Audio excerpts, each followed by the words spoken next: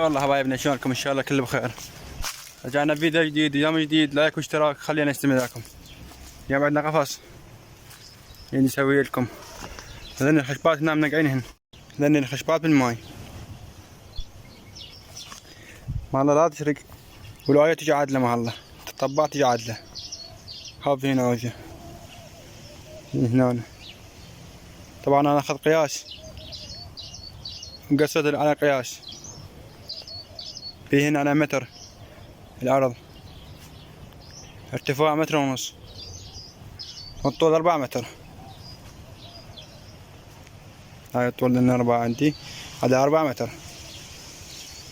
طبعا هاي الخشب كله عاوج جبته ونقايته وحسنا سويت لكم قفص مرتب.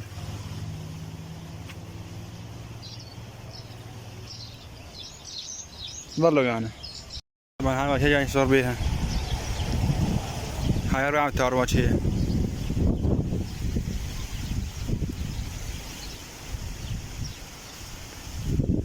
هذا ارتفاعها 1.5 متر.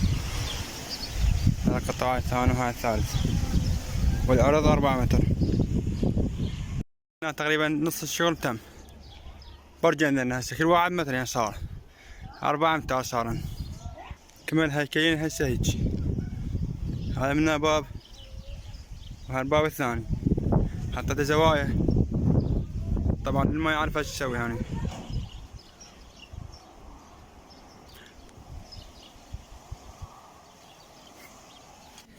هذا منشاري هيك صفح هيك.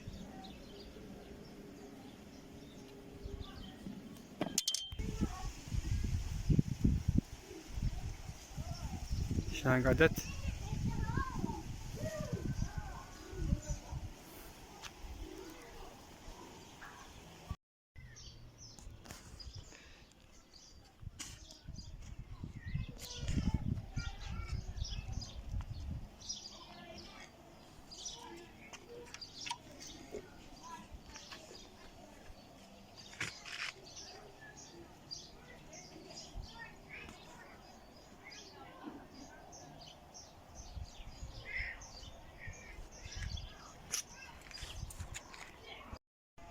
هسه هاي القراض، هذا شبك جبته 30,000، 15 متر مغلون. ها نوعية زينة.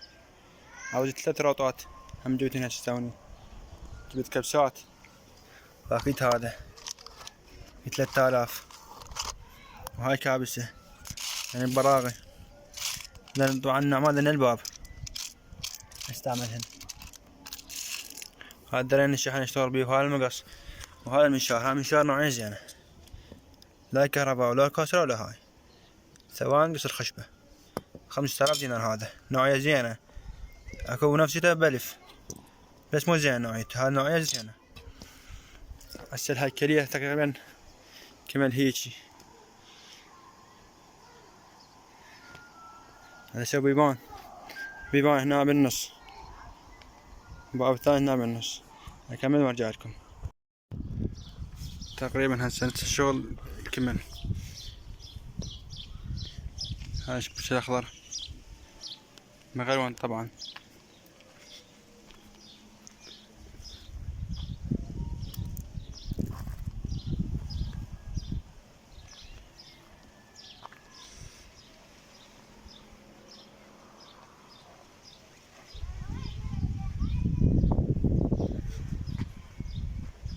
طبعا السقف من فوق هذا